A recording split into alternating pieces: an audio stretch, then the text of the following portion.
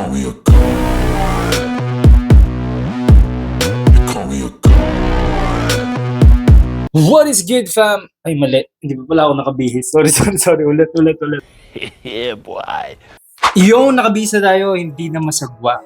What is good, family? It's your boy, I am, and this is I Am Sneakers. In today's episode, this is just another video, another vlog from I Am Sneakers. None other than, alam nyo na, walang iba. But yeah, kung bakit tayo parang pang-gym, yeah, mag-gym tayo. Kung di nyo alam, nag-gym ako. Paano masabi? If you are following me on Facebook, on Instagram, and on TikTok, alam niyo na nag-gym ako. Pero, once a month. Hindi talaga seryoso, but yeah, just to stay fit. Kahit busy tayo, every once in a while, I think it is good to take good care of your health by doing some exercise. This is not a gym vlog. Hindi ako magpapaka-instructor dito. No! God, please, no! No! Hindi ako gym guru dito. Hindi ako fitness guru dito. I just thought na magandang i-vlog ito kasi in this episode, I will use my 8-year-old shoes. What? It is the Air Jordan 1 High Band 2016. Of course, in this episode, I will share as well with you some tips on how to keep your shoes lasting para masulit natin sila, yung siguradong ROI tayo. And look at that aged midsole. Kung mapapansin mo dito, meron pang naiwang white, but this is natural aged midsole. Look at that beauty. It's like a fine wine. Nice. It is far better than the pre-aged midsole of some Jordan 1 highs today. Like the Air Jordan 1 High Lost and Found. Tingnan mo naman. I-compare natin kung gaano kaganda yung natural age midsole compared to the pre-age. But no hate on the pre-age midsole of new sneakers today.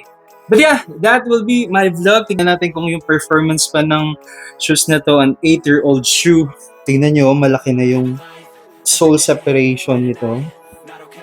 And tingnan natin how the Air Jordan 1 Band 2016 perform at the gym. It's gonna be a leg day today. Let's go. Just trying to get something spooky to forget. I'm just trying to get something. I'm just trying to get something spooky to forget. I'm just trying to get something.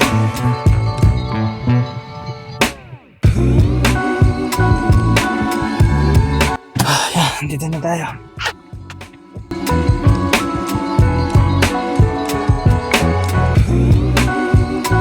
Tip number 1. Always keep them dry and clean. Pagkatapos mong gamitin at kung hindi mo nagagamitin ulit, linisin mo na agad. Ang duming pinatagal mo sa sapatos mo ay magiging sakit mo sa ulo sa katagalan dahil mas mahirap na itong linisin. Habang tumatagal, ang dumi o alikabok ay nakakasira. For working out, guys, don't forget to warm up or to go stretching para hindi mabigla yung katawan.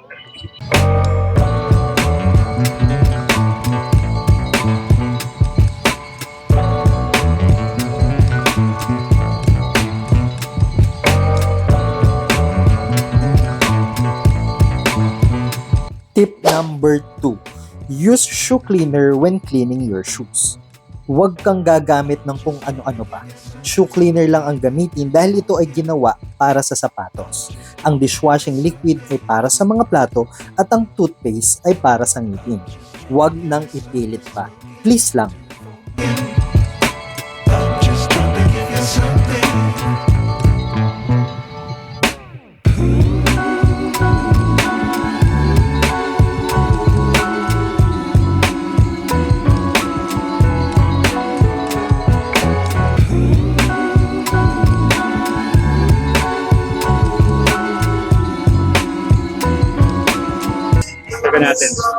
Dagdagan natin.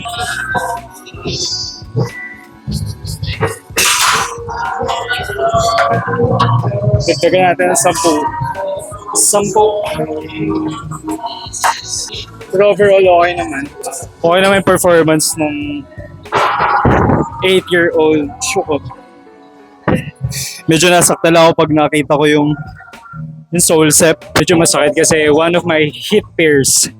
One of my first shoes kasi yung Jordan 1 Band 2016, but with its age, 8 years old, I feel so comfortable pa rin. Maybe because of the replacement insoles na gamit ko. I use replacement insoles kasi to increase the comfort of the shoe. And medyo elevated ka, medyo feel mo yung comfort. Medyo makapal kasi yung binili ko. But yeah, in terms of using it sa gym, overall, comfy pa naman.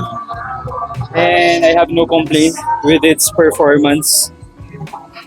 Yun nga, medyo masakit lang yung sole set when I do my calves workout.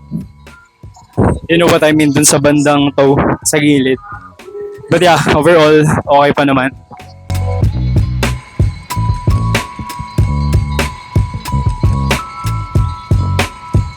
Nasa jeans kasi namin yung hindi gaano malaki yung leg, so it's hard for me to improve them. But of course, wala namang hindi nakukuha sa tiyagaan. But yeah, if you know what I mean, if nasa jeans nyo yung medyo maliit yung legs, yung calves, medyo mahirap palakihin. Siguro ang pinaka-strength ko yung chest ko tsaka yung arms, which is medyo madaling i-workout. Yeah, whenever I go to gym, I will make sure na focus ko yung legs ko kasi insecurity ko nga ito. But others, gusto nila yung maliit na legs, but for me, siguro yung medyo lalaki ba, mas okay. But yeah, let's focus on the workout, siguro the legs. This is what I'm talking about. Oh. Ayan umubo ka. Yan lang yung masakit tingnan when you're doing your calves workout. But imagine, for its age, 8 years old, di ba rin bumibigay? It's still wearable. Tip number 3. Keep them away from direct sunlight or heat. Huwag ibilad lalo na kung nilinis mo. Kung ayaw mong lumutong at masira ito. Huwag itago sa shoebox. Kung walang maayos na storage, lalo na hindi laging ginagamit, pahanginan ito sa pamamagitan ng paglabas sa box at least twice a week. Hayaan mong makahinga siya. Just like I said, this is one of my insecurities, yung leg ko. That's why I make sure whenever pupunta ako sa gym, I always make sure na i-workout ko siya. Hindi pwedeng hindi ko siya i-workout. And like I said, it's on our genes na medyo manipis yung paa. Kasi hindi naman ako mataba nun. Nung nag-start ako, hindi ako big bone for my legs. And yes, kaya medyo nahirapan akong i-workout. Medyo nahirapan akong makuha yung improvement.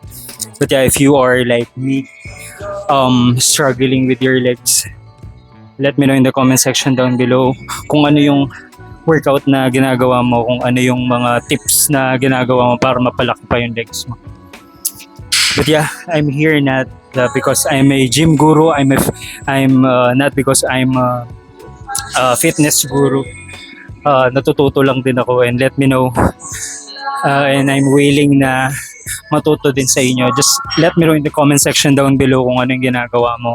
And if you have tips or tricks na pwedeng i-share, let me know para matry ko. Who knows, baka mag-work sa akin.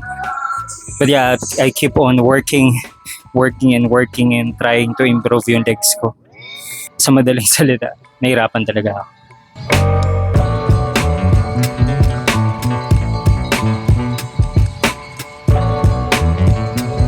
For me, the most hard body part workout is the legs kasi after mo my legs, kung gusto mo mag-workout ng other part, medyo nakakapagod na. Kasi dala ng legs mo yung buong katawan mo, so most of your energy mawawala dahil karga ng mga paa mo yung upper body mo. And sobrang hirap ng workout ng legs. Thanks to my 8-year-old shoe, pinapagaya niya yung buhay ko. They are so comfortable. Kahit ulit-ulitin ko pa sa video na to. This is the first time I wear Jordan 1 band or this 8-year-old shoes of mine. This is the first time na ginamit ko siya, but hindi ako nagsisi kahit 8-year-old na to. Still rocks. Tip number 4. Use shoe trees to maintain its shape. Usually, may shoe trees na kasama ang sapatos, lalo na mga Jordans. Kapag di ginagamit, ugaliing ilagay ito para mapanatili ang kaaya-ayang hugis nito. Kung wala, marami kang mabibili sa secondary market. Sorry sa mga sneakerheads na magagalit. Case all the way. But I'm using sneaker shields or crease protector, kaya safe yan. But I think on this angle, you will see the sole sep. Yun yung medyo nakakasakit ng puso. I'm not sure, but yeah, maybe you can see on this angle na bumubuka yung separation or sole sep sa gilid. Let's go.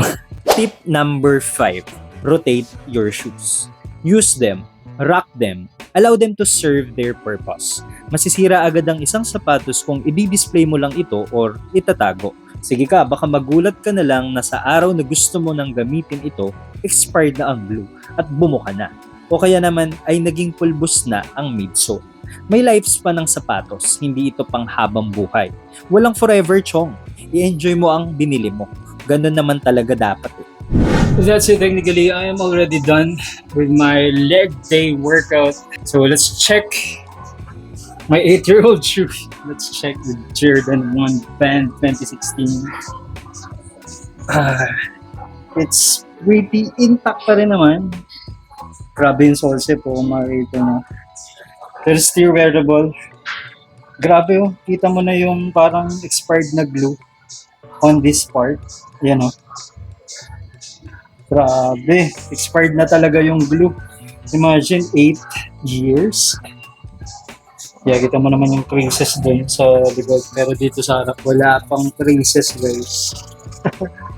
Yeah, it's pretty well intact and can still rock. Shoutout ka muna sa vlog ko. Si Jello pala. Oh, pamangking ko yun, laki niya. Oh. Binablog ko yung 8-year-old shoe ko eh. Kung kaya pa. 2016 na band. Pero alam mo, expired na nga ng glue nito, hindi na makita na dito. Yeah. Pero goods pa. Goods ba to? Ang creases lang niya sa likod. Pero dito sa harap, wala kasi naka-sneaker shield ako. So performance ano to eh, performance review. Yun, tapos na ako. Kasi dito na to eh. Lakas to magbuhat eh. Last set ko, first set niya eh. That's pretty much all about this episode. Just don't forget to like, comment, and subscribe, and always remember, cup what you want, rock what you love. See you on the next one. Peace, God bless. Hanggang sa muli. Let's go!